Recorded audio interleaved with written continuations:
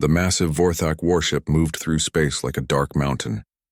Its hull was black metal covered in sharp points and weapon ports. Inside the ship, War Commander Thexmore stood 7 feet tall. His forearms were crossed over his chest armor. Scars covered his face from 17 different battles across the galaxy. "These humans," he said to his warriors. "They call themselves Starforged." "What kind of name is that?" Sub-Commander Klextar clicked his mandibles. "Our reports say they are new to space travel. Only 200 years since they left their homeworld. Very young species. And they want to make an alliance with the Galactic Coalition?" Thexmore shook his head. "Most species take thousands of years to reach the stars. These humans must be desperate or very lucky." The other Vorthak warriors laughed. They were the best fighters in their empire. Each one had won battles on dozens of worlds. They wore thick armor that could stop laser fire. Their weapons could cut through steel like paper. "Sir, we are approaching the human diplomatic station," announced the ship's pilot. Through the viewing screen, they could see a human space station. It was smaller than Vorthak stations, but looked strong. The metal was clean and bright. Strange symbols were painted on the side. "At least they keep their stations clean," said Klextar. "That shows some discipline." The human station sent them a message. A voice spoke in perfect Vorthak language through their communicators. "Welcome, honored warriors of the Vorthak Empire. This is Captain Dongwu of the human vessel Starforged Dawn. We are excited to share our culture with you. Please dock at Bay 7. Thexmore was surprised. The humans spoke their language very well. Most species needed translation machines for weeks before they could speak Vorthak properly. "These humans learn quickly," he said. "That could be useful or dangerous." The Vorthak ship docked with the human station. As they walked through the airlock, Thexmore noticed how clean everything was. The walls were white and smooth. Strange smells filled the air. Not bad smells, just different. Captain Dongwu was waiting for them in the docking bay. He was much smaller than the Vorthak warriors. Humans only had 2 arms and stood about 6 feet tall. But Dongwu stood straight and confident. His uniform was clean and neat. Behind him stood a human female with short black hair. "Welcome aboard," said Dongwu with a smile. "I am Captain Dongwu. This is my diplomatic officer, He-Jin." He-Jin bowed slightly. "We are honored to meet such famous warriors. Your victories at the Battle of Kepler Station are legendary throughout the galaxy." The Vorthak warriors looked at each other with surprise. These humans had studied their military history. That showed respect and intelligence. "Thank you for the welcome," said Thexmore. "We are pleased to begin talks between our peoples." "Excellent," said Dongwu. "We have prepared quarters for you that match your environmental needs.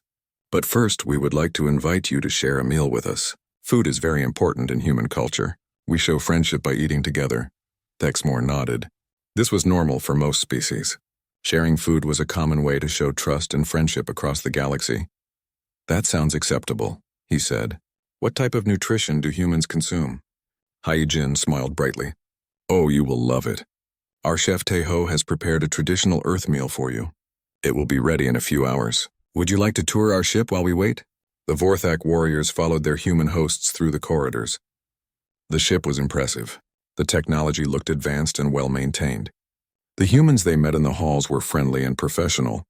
They nodded respectfully to the alien visitors. "Your ship is well designed," said Thexmore. "How many crew members do you carry?" "About 300, answered Dongwu. "This is a diplomatic vessel, so we carry extra staff for meetings and cultural exchanges." 300? That seems like a lot for a ship this size. "Well, we need space for food storage," said He-Jin. "Humans eat quite a bit compared to most species." Klextar clicked his mandibles thoughtfully. "What type of food do humans prefer?" "Most advanced species consume processed nutrients or simple plant matter." "Oh, we eat many different things," said Dongwu. "Plants, yes. But also other things. You will see." The humans led them to an observation deck overlooking a large room filled with equipment. Through the clear walls, they could see several humans working with various tools and containers. "This is our main kitchen," said Hai-Jin proudly. "Chef Taeho is preparing your welcome feast right now." The Vorthak looked down at the busy humans below. They were moving around large metal tables. Strange smells drifted up through the air vents. Not unpleasant, but unlike anything the Vorthak had experienced before. "Your food preparation seems very complex," observed Thexmore. "Most species simply mix nutrients with water or consume basic plant compounds. Humans take food very seriously, laughed Dongwu. We have been developing cooking techniques for thousands of years. Food is not just nutrition for us. It is art, culture, and pleasure all combined. Pleasure? Asked Klextar. You eat for pleasure and not just survival? Of course, said Heejin. Don't your people enjoy their food? The Vorthak warriors exchanged looks. They consumed nutrition paste or basic proteins when needed. Eating was just a necessity for survival. The idea of eating for pleasure was strange to them. We eat what we need to stay strong for battle, said Thexmore. Nothing more. Well, tonight you will experience something completely different, said Dongwu with excitement. Human cuisine is famous throughout our colonies. We have restaurants on dozens of worlds now. Below them, the humans in the kitchen were moving faster. They carried large containers and used tools the Vorthak did not recognize. Some of the equipment was making sounds and producing steam. What are those machines? Asked one of the Vorthak warriors. Cooking equipment, said Hyejin. Ovens, grills, fryers, smokers. Each one prepares food in a different way. So many different methods just for food preparation? Thexmore was beginning to feel confused. How much time do humans spend on eating? Well, we eat 3 times per day usually, said Dongwu. Sometimes more if we are celebrating or working hard. 3 times per day? Klextar could not hide his surprise. We consume nutrients once every few days. Really? How do you get enough energy for daily activities? Asked Hyejin with genuine curiosity. Our bodies are very efficient. We store energy well, explained Thexmore. But humans, you need food 3 times daily? At minimum, laughed Dongwu. Some humans eat 5 or 6 times per day. Depends on their work and preferences. The Vorthak warriors were starting to feel uncomfortable. These humans spent enormous amounts of time and energy on food. Either they were very inefficient creatures, or there was something about human food that the Vorthak did not understand. Perhaps we should return to our quarters to prepare for the meal, suggested Thexmore. Of course, said Dongwu. The feast will be ready in 2 hours. I think you will find it very interesting. As they walked back through the corridors, the Vorthak warriors spoke quietly among themselves in their own language.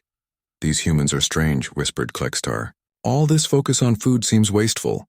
Maybe they are a weak species that needs constant nutrition, suggested another warrior. No, said Thexmore thoughtfully. I have read the reports about human colonies. They survive on worlds that would kill most species. They are not weak. There is something else happening here. The humans led them to comfortable quarters designed for Vorthak physiology. The rooms were large enough for their 7-foot frames and 4 arms. The temperature and air mixture were perfect. Please rest, said Hyejin. We will come get you when dinner is ready. After the humans left, Thexmore gathered his warriors in his quarters. Something about these humans does not make sense, he said. They are clearly intelligent and strong. Their technology is advanced, but they behave like eating is the most important thing in their lives. Maybe it is some kind of religious ceremony, suggested one warrior. Or perhaps human food contains drugs that make them happy, said another. We will find out soon enough, said Thexmore. But be prepared for anything. These humans are not what they appear to be. None of the Vorthak warriors could imagine what they were about to discover. In just 2 hours, their understanding of humanity and their place in the galaxy would change forever. 2 hours later, Hyejin returned to escort the Vorthak warriors to dinner. She was smiling and seemed very excited. Chef Teho has outdone himself today, she said as they walked through the corridors. Wait until you see what he has prepared. The strange smells were stronger now. They filled the entire ship. The Vorthak warriors had never experienced anything like these odors before. Some smells were pleasant and made their mouths water. Others were completely alien and confusing. What are those aromas? Asked Klextar. That would be the seasoning and cooking, said Hyejin. Teho is using garlic, herbs, and spices, plus the natural smells from the cooking process itself. Spices? Thexmore did not understand the word. Plants and seeds that we add to food to change the taste, explained Hyejin. Humans have been using spices for thousands of years. We even had wars over them. Wars over plants. The Vorthak warriors looked at each other in confusion. Oh yes, very important wars. Some spices were worth more than gold on ancient Earth. They arrived at another observation deck. This one overlooked a different part of the kitchen. Through the clear walls, they could see Chef Teho and his team working, but what the Vorthak saw below made them stop walking. Teho was standing behind a large metal table. On the table were thick red slabs of what looked like flesh. Each piece was bigger than a Vorthak warrior's head. The flesh was dark red with white lines running through it. What is that?" asked Thexmore quietly. "Those are ribeye steaks," said Hyojin cheerfully. "Beautiful cuts of beef. Each one weighs about 3 pounds. Beef?" Klextar's voice was barely a whisper. "Meat from cattle, large animals that humans raise for food." The Vorthak warriors watched in growing horror as Tejo picked up one of the massive pieces of flesh. He handled it casually like it was nothing special. Then he began rubbing it with various powders and liquids. "He is touching it," said one warrior. "Of course," laughed Hyojin. "How else would you season meat?" "Tejo has to massage the spices into the beef so the flavors penetrate deep into the muscle tissue." "Muscle tissue?" Thexmore felt his stomach turning. Below them, another human named Minseo was working with even larger pieces of meat. These looked different. They had bones sticking out of them. "Those are beef ribs," explained Hyojin when she saw them staring.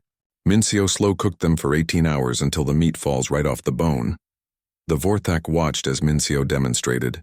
She grabbed one of the bones and twisted slightly. The meat separated from the bone like it was melting. Steam rose from the flesh. "Falls off the bone," repeated Klextar like he was in a trance. "That means it is perfectly cooked," said Hyojin proudly. "Very tender and flavorful." Hyunwoo, another human chef, was working at a different station. He was cutting up what appeared to be the leg of some enormous creature. The piece of meat was bigger than a Vorthak torso. "What animal did that come from?" asked Thexmore, though he was not sure he wanted to know the answer. "That is a pork shoulder," said Hyojin. "From a pig. Hyunwoo is preparing it for our smoker." "How big was this pig?" "Oh, that one was probably around 250 pounds. Pretty average size." The Vorthak warriors stared at her in disbelief. Humans were raising animals that weighed 250 pounds just to eat them. "How many of these animals do humans consume?" asked Thexmore. "Well, on Earth we raise about 1 billion cattle and 1 billion pigs every year," said Hyojin casually. "Plus chickens, sheep, fish, and many other animals." 1 billion? Klextar's mandibles were clicking rapidly, which happened when Vorthak were extremely nervous. "That is just on Earth. Our colonies raise their own livestock too. Humans really love meat." Below them, a human named So Young was working with what looked like the flesh of sea creatures. The meat was white and flaky. She was cutting it into portions with a sharp knife. "Fish," said Hyojin before they could ask. "Salmon and tuna. Caught fresh from the ocean farms." "Ocean farms?" "Yes, we farm the oceans too. Raise fish, grow seaweed, harvest shellfish. Humans use every part of our world for food production." The Vorthak warriors were beginning to understand something terrible. These humans were not just eating animals. They were systematically breeding, raising, and harvesting enormous quantities of living creatures for the sole purpose of consumption. "How much meat does a human eat?" asked Thexmore. "Oh, it varies by culture and personal preference," said Hyojin thoughtfully. "The average is probably around 125 pounds per person per year." 25 pounds. Per person? Per year? Klextar was doing calculations in his head. "That means, yes, humans consume a lot of animal protein," said Hyojin. "We are omnivores. We eat plants and animals both." Below them, Tejo was now working with what appeared to be organs, dark red chunks of flesh that looked completely different from the steaks. "What is he preparing now?" asked one of the warriors. "Liver and kidneys," said Hyojin. "Internal organs. Some humans consider them delicacies." "Delicacies?" "Special foods that are particularly enjoyable to eat." The Vorthak watched as Tejo sliced the organs into neat pieces. He handled them with the same casual confidence he had shown with everything else. "Do humans eat all parts of these animals?" asked Thexmore. "Pretty much everything," said Hyojin. "Muscle, meat, organs, bones for soup, skin, fat. Humans hate to waste food." A new human entered the kitchen below. This was a young woman named Da-un. She was carrying what looked like scientific equipment. "Da-un is our nutritionist," explained Hyojin. "She makes sure our meals have the proper balance of proteins, fats, vitamins, and minerals." Da-un began testing the meat with various instruments. She took notes on a tablet computer. "She is analyzing the flesh," observed Klextar. "Yes, to ensure optimal nutrition. Humans need specific amounts of different nutrients to stay healthy. Different cuts of meat provide different nutritional benefits." "This is very complex," said Thexmore. His voice sounded strained. "Food science is a major field of study for humans. said Hyojin. "We have universities that teach nothing but cooking and nutrition. Thousands of scientists work on improving food production and preparation." The Vorthak warriors were starting to realize that what they were seeing was not simple food preparation. This was an entire civilization, built around the systematic consumption of other living creatures. Humans had turned eating into a science and art and apparently a major focus of their culture. "How long have humans been eating this way?" asked Thexmore. "Oh, for millions of years," said Hyojin. "Even before we developed agriculture, humans were hunting large animals. Mammoths, bison, giant elk. Some scientists think hunting big game is what made human brains grow so large." "Hunting made you intelligent?" "Well, it is one theory. Hunting requires planning, cooperation, tool-making, and complex thinking. Plus, eating meat provides the protein and calories needed for large brains." Below them, the humans were starting to move the prepared meat toward what looked like cooking equipment. But this was unlike any food preparation device the Vorthak had ever seen. "What are those machines?" asked Klextar, pointing at large metal devices that were starting to glow with heat. "Grills and oven," said Hyojin. "Now comes the fun part. Actually cooking the food?" Smoke was beginning to rise from the equipment. The smells were getting stronger and more complex. Whatever the humans were doing to that meat, it was creating chemical reactions that filled the air with new aromas. "Why is there smoke?" asked one of the warriors nervously. "That is from the cooking process," said Hijin.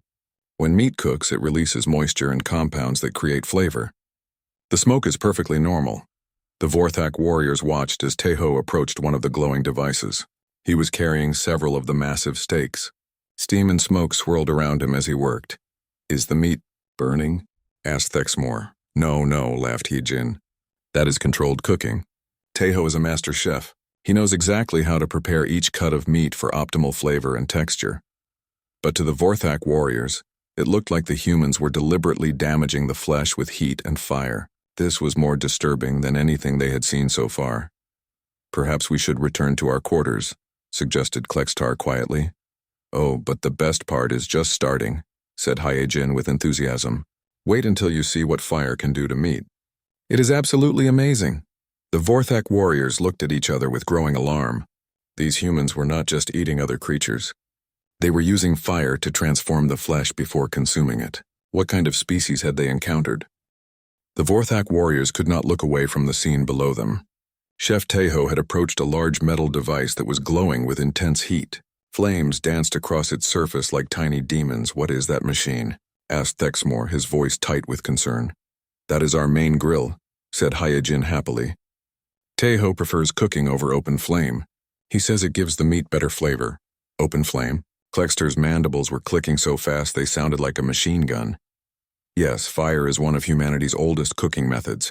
We have been cooking with fire for over 1 million years." Below them, Teho placed the massive steaks directly onto the glowing metal grates. Immediately there was a loud sizzling sound. Steam and smoke exploded upward. The smell became much stronger and more complex. "The meat is burning," said one of the Vorthak warriors. "No, it is searing," corrected Hyojin. "The high heat creates a crust on the outside while keeping the inside tender. It is called the Maillard reaction. Very important for flavor development." The Vorthak watched in horrified fascination as the flesh began to change color where it touched the hot metal. Dark brown lines appeared across the surface of the steaks. "Those are grill marks," explained Hyojin. "Humans consider them very desirable. They show that the meat has been properly cooked." Jin Ho, another human chef, was working at a different station. His equipment was even more frightening. It was a large metal box with fire burning inside it. Smoke poured out of vents on top. "What is Jin Ho doing?" asked Thexmore. "He is operating our smoker," said Hyojin. "It cooks meat very slowly using wood smoke. Takes many hours but creates incredible flavor." Jin Ho opened the smoker and placed several large pieces of meat inside. The Vorthak could see flames dancing around the flesh. Thick gray smoke billowed out. "The fire is touching the food," observed Klextar. "Well, not directly. The smoke from burning wood flavors the meat as it cooks. Different types of wood create different flavors. Jinho is using oak and hickory today." "You burn plants to flavor animal flesh?"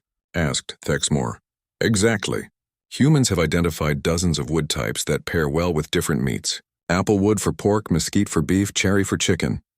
Security Chief Yunji had entered the observation area. She was a small human woman.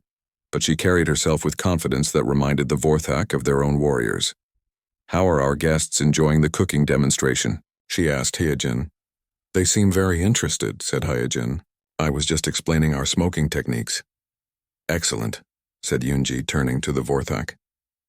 "Smoking is one of my favorite cooking methods. There is something primal about using fire and smoke to transform meat." "Primal?" asked Thexmore. "Primitive. Ancient. It connects us to our ancestors who first learned to control fire. Cooking with flame is part of what made us human."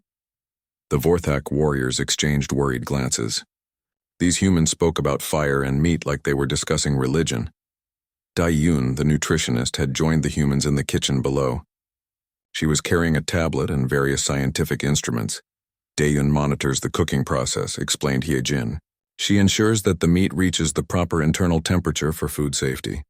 "Food safety?" asked Klextar. "Yes, raw meat can contain harmful bacteria.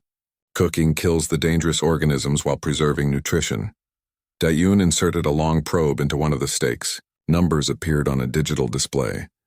"She is measuring the temperature inside the meat," said Yunji. "Different types of meat need different internal temperatures. Beef can be cooked rare, medium, or well done depending on preference. Thexmore was struggling to understand. Some humans like their meat cooked less so it stays red and bloody inside. Others prefer it cooked longer until it turns brown throughout. "Bloody?" Several Vorthak warriors stepped backward. "Well, not actual blood," laughed Hyojin. "The red liquid in rare meat is mostly water and proteins. But many humans enjoy the texture and flavor of meat that is not fully cooked." One of the steaks on the grill had begun to release juices that dripped down onto the flames below. Each drop caused a small explosion of fire and smoke. "The meat is leaking," observed one warrior. "Those are the natural juices," said Yunji. "Fat and moisture from the beef. When they hit the fire, they create additional flavor compounds that rise back up to season the meat. So the fire seasons the meat with its own juices?" asked Thexmore slowly. "Exactly. You are beginning to understand human cooking," said Hyojin with approval. A new human had entered the kitchen below. This was Wu Jin, a young man carrying bottles of various liquids. "What is Wu Jin doing?" asked Klextar. "He is preparing the sauces," said Unji. "Humans often add liquid seasonings to cooked meat." They watched as Wu Jin opened several bottles and began mixing their contents in small bowls. Some of the liquids were red, others brown or yellow. "What are those substances?" asked Thexmore. "Barbecue sauce, hot sauce, steak sauce," listed Hyojin. "Each one adds different flavors to the meat. Hot sauce?" Klextar did not like the sound of that. "Sauce made from peppers that create a burning sensation in the mouth," explained Yunji. "Many humans enjoy the pain." "Pain?"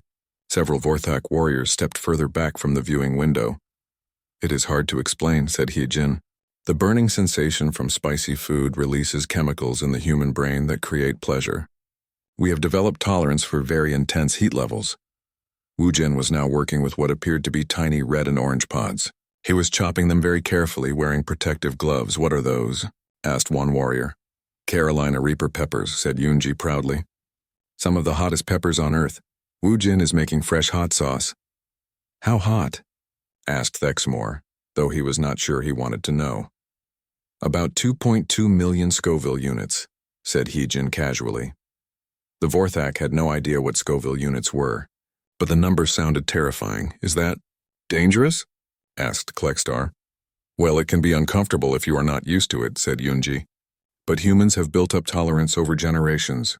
Some people can eat peppers that would hospitalize other species." "Hospitalize?" Thexmore felt dizzy. "Oh yes, what humans consider mild spice can be deadly to some aliens. We have to be very careful when cooking for other species." Below them, the cooking process was intensifying. More equipment had been activated. The humans were moving quickly between different stations, managing multiple cooking methods simultaneously. "How many different ways do humans cook meat?" asked Thexmore. "Oh, dozens," said Hyojin thoughtfully. "Grilling, smoking, roasting, braising, frying, broiling, steaming, poaching, sous vide." "Stop," said Klextar weakly. "Please stop listing them." "We also have different techniques within each method," continued Unji enthusiastically. "Deep frying, shallow frying, stir frying, pan frying." Two of the Vorthak warriors quietly left the observation deck. They claimed to feel unwell, but Thexmore suspected they were simply overwhelmed by what they were witnessing. "Are all humans capable of this?" "Cooking?" asked Thexmore. Most humans can do basic cooking, said Hyojin. But professional chefs like Taeho spend years learning advanced techniques. Some study for decades to master their craft. Decades? Yes, cooking is considered both an art and a science among humans. We have cooking schools, competitions, television shows, entire industries built around food preparation. The remaining Vorthak warriors watched as the humans below continued their work. The complexity was staggering. Every movement seemed planned and purposeful. The timing had to be precise.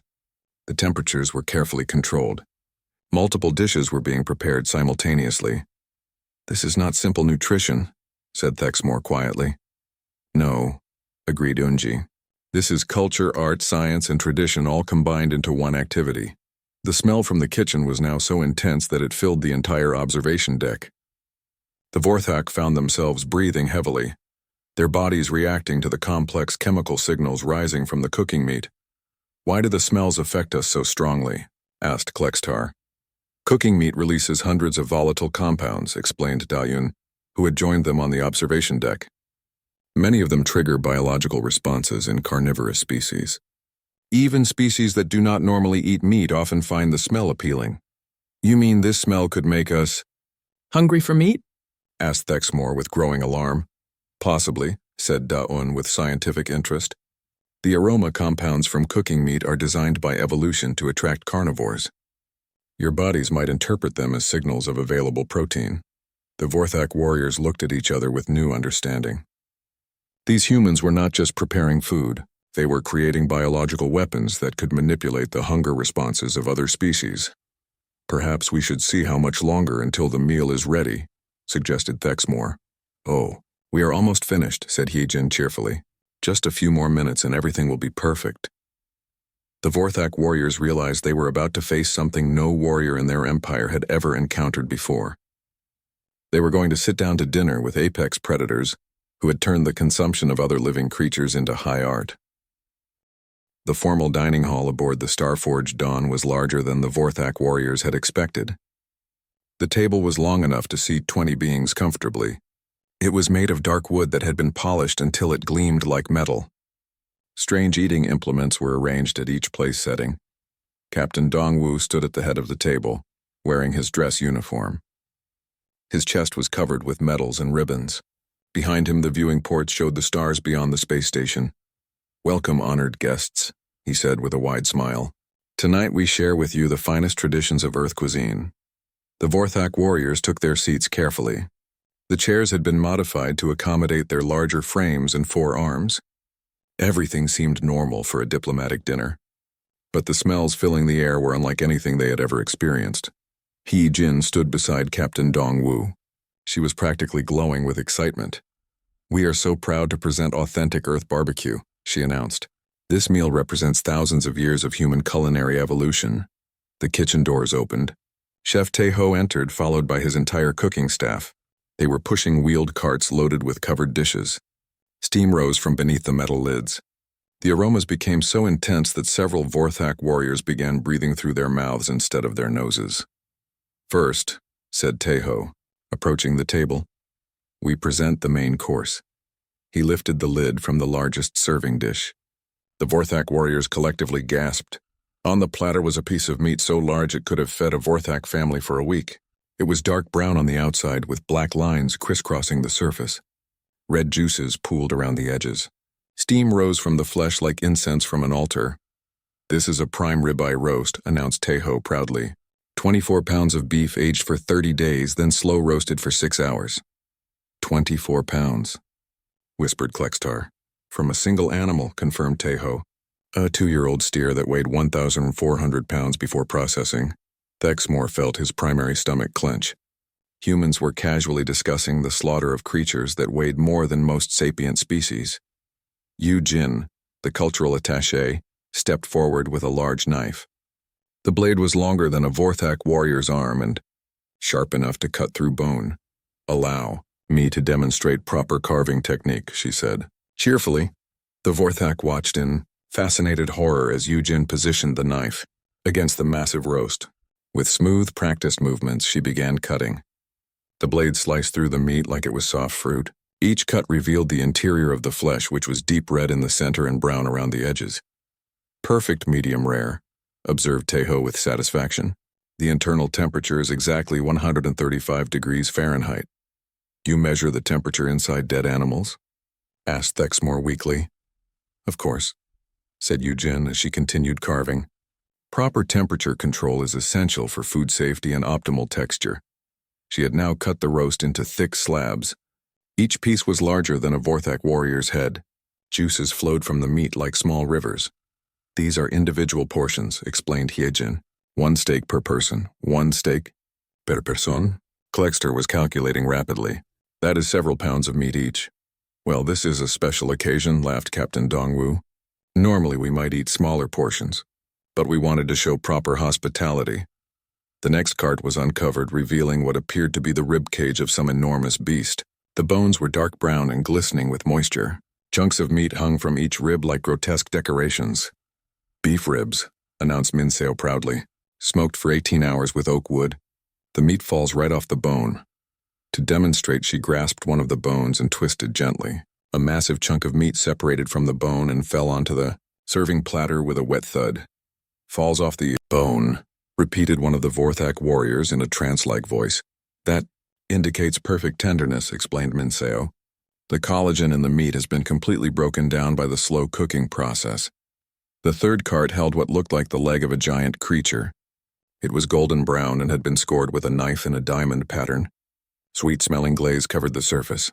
Honey-glazed ham, announced Tianwu, from the hind leg of a 300-pound pig. Cured for 2 months, then baked with brown sugar and spices. You preserved the leg for 2 months? Asked Thexmore. Curing is an ancient preservation technique, explained Hyunwoo. Salt draws out moisture and prevents bacteria growth. It also concentrates the flavors. You eat preserved animal parts? Oh yes. Humans have developed many preservation methods. Smoking, curing, drying, fermentation. Some of our most prized foods are aged for years. The fourth cart revealed an assortment of smaller dishes, but even these were overwhelming to the Vorthak. There were bowls filled with what appeared to be animal organs, platters of sausages made from ground meat stuffed into intestinal casings, and dishes containing parts of creatures they could not identify. These are the side dishes, explained Hyejin. Liver pâté, blood sausage, grilled chicken hearts, and fried pig belly. Blood sausage? Klextar's voice was barely audible. Pig blood mixed with fat and spices, then stuffed into casings, said Minseo matter-of-factly. It is considered a delicacy in many human cultures. The final cart held vegetables, but even these had been transformed by human cooking methods. They had been roasted, grilled, and seasoned until they barely resembled plants. To complete the meal, said Tejo, we have prepared vegetables that complement the meat courses. But the Vorthak warriors were no longer paying attention to the vegetables. Their eyes were fixed on the massive quantities of cooked flesh arranged before them. The dining table, which had seemed large when they entered, now appeared to groan under the weight of dead animals. This is a normal meal for humans? Asked Thexmore. Well, this is a celebration meal, admitted Captain Dongwu. But yes, humans regularly consume meat in significant quantities. Seok Jin, the ship's historian, stepped forward with obvious enthusiasm. This meal represents just a small sample of human culinary traditions, he said. On Earth, we have thousands of different cuisines. Each culture has developed unique methods for preparing animal proteins. Thousands? Whispered one of the remaining Vorthak warriors. Oh yes. Chinese cuisine, Italian, French, Indian, Mexican, Japanese, Korean, Ethiopian, Thai. Seok-jin was counting on his fingers, each one with hundreds of different meat dishes, and humans eat all of these. Cuisines? Modern humans are very adventurous eaters, said Seok-jin proudly. We travel across the galaxy trying new foods. Some humans make it their life goal to taste every type of cuisine possible. Yujin had finished carving the roast. She now began serving portions onto individual plates. Each plate received a slab of beef that weighed several pounds. Red juices spread across the ceramic surfaces. Who would like to try the ribs? Asked Minseo, holding up a bone with meat hanging from it. None of the Vorthak warriors responded. They were staring at their plates in stunned silence. Perhaps some of the ham, suggested Hyunwoo. It pairs wonderfully with the beef. Still no response from the aliens. Captain Dongwu noticed their silence and became concerned. Are you feeling well? He asked. We can adjust the temperature or atmosphere if needed. Thexmore tried to speak but found his vocal cords were not working properly. His forearms had locked in position. His muscles would not respond to his commands. Klextar was in a similar state. His mandibles had stopped clicking. His compound eyes were fixed on the massive stake in front of him. His brain was trying to process what he was seeing, but the information was too overwhelming. The other Vorthak warriors were experiencing the same paralysis. Their bodies had simply shut down in response to the incomprehensible sight before them. "Should we call medical?" asked Hyejin with concern. "No," said Daun, who had been observing the aliens carefully. "I think they are experiencing cognitive overload. Their nervous systems cannot process what they are witnessing." Captain Dongwu looked confused. "But it is just dinner." "To us, yes," said Daun. "But to species that consume processed nutrients, this might be like watching gods feast on the flesh of titans." The Vorthak warriors sat frozen at the table, staring at plates filled with more animal protein than their species typically consumed in a month. Their minds were struggling to understand how creatures that seemed so civilized and friendly could casually prepare and consume such massive quantities of other living beings. "Perhaps we should give them some time to adjust," suggested Hyejin quietly. But time would not help the Vorthak warriors. They had just discovered that humanity was not the herbivorous species they had expected to meet. They were sitting across from apex predators who had turned carnivory into high art, and who considered the consumption of enormous quantities of meat to be a normal social activity. The paralysis was complete. The Vorthak Empire's finest warriors sat motionless, overwhelmed by the realization that they had just been invited to dine with the most efficient predators in the galaxy. The silence in the dining hall stretched for several minutes. The Vorthak warriors remained frozen in their chairs, staring at the plates of meat before them. Steam continued to rise from the cooked flesh, filling the air with aromas that their alien nervous systems could not properly process. Captain Dongwu exchanged worried glances with his crew.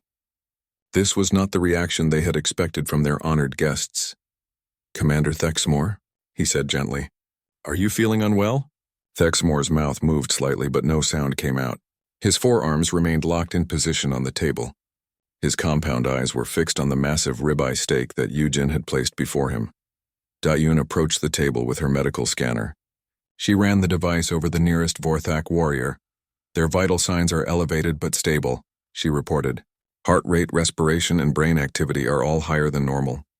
But they do not appear to be in physical distress." "Then what is wrong with them?" asked Hyejin. "I believe they are experiencing what humans might call culture shock," said Daun. "But on a scale we cannot imagine." Slowly, very slowly, Thexmore began to regain control of his vocal cords. "You," he whispered. "You are predators." "Well, technically we are omnivores," said Captain Dongwu. "We eat both plants and animals." "No," said Thexmore, his voice growing stronger. "You are apex predators, the most efficient killing species in the galaxy." The humans looked at each other in confusion. "I think there has been a misunderstanding," said Hyejin. "Humans are peaceful. We prefer diplomacy to violence." Klextar finally managed to speak. "You raise billions of animals for slaughter. You have turned consumption into science and art. You cook flesh with fire and consume it for pleasure." "Yes," said Chef Tejo proudly. "Is that not normal?" "Normal?" Thexmore's voice cracked. "No species in the galaxy behaves this way." The other Vorthak warriors were slowly recovering from their paralysis. One by one they began to move their arms and speak. "How big was the animal this meat came from?" asked one warrior, pointing at his steak. "That particular steer weighed about 1/400 pounds, said Hyejin helpfully. 1,400 pounds, the warrior repeated. "You killed and ate a creature that weighed 1,400 pounds. "Well, we did not eat the whole animal," laughed Hyunwoo. "A steer that size provides meat for hundreds of meals." Hundreds of meals? Klextar was doing calculations in his head. "How many animals do humans kill every day?" "On Earth?" said Seokjin thoughtfully. "Probably around 200 million animals daily. But that includes fish and chickens, which are much smaller than cattle. 200 million per day?" The Vorthak warrior who had asked the question fell back into his chair. "Plus whatever our colonies are producing," added Sungmin, the communications officer. "We have livestock operations on about 40 worlds now." Thexmore managed to stand up, though his legs were shaky. We must leave immediately. But you have not tried the food yet, protested Teho. The beef is perfectly cooked. We will not. Thexmore struggled to find words. This is beyond our understanding. Captain Dongwu stepped forward. Commander, please help us understand what we have done wrong. We only wanted to show friendship and hospitality. Wrong? Thexmore laughed, but it was not a happy sound. You have done nothing wrong. That is what terrifies us. I do not understand, said Dongwu. You see nothing unusual about this meal, said Thexmore, gesturing at the table loaded with meat. To you this is normal, casual, a simple dinner with new friends. Yes, said Yejin. That is exactly right. Do you realize what this means? Asked Klextar. You are a species of apex predators who achieved interstellar travel without losing your hunting instincts. Well, when you put it that way, began Daun. Every other species in the galaxy gave up large-scale carnivory when they developed civilization, continued Thexmore. It is considered a sign of maturity and advancement. Really? Asked Seok-Jin with genuine interest. That seems inefficient. Animal proteins are excellent sources of nutrition. Listen to yourself, said Klextar. You speak of nutrition efficiency while surrounded by the cooked flesh of creatures you bred specifically to kill and eat. The humans looked around the dining hall as if seeing it for the first time. I suppose it does seem rather intense, when you put it that way, admitted Captain Dongwu. Intense? Thexmore shook his head. Captain, your species hunts creatures that weigh more than most sapient beings. You have industrialized death. You have turned the consumption of living beings into entertainment and art. We also eat vegetables, offered Hyejin weakly. As side dishes, roared Klextar, pointing at the small bowl of roasted vegetables that sat next to the 24-pound roast.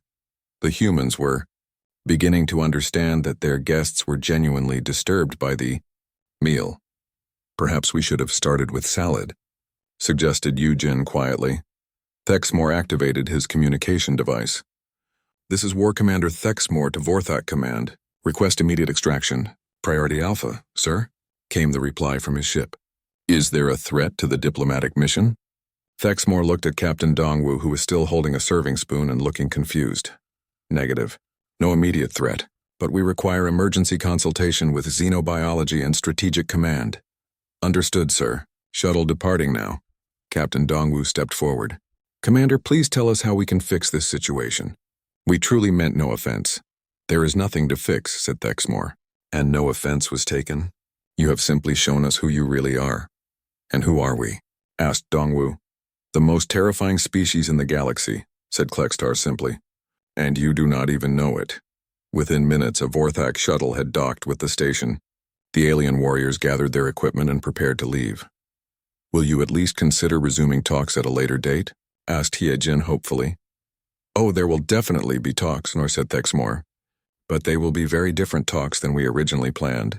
Different how?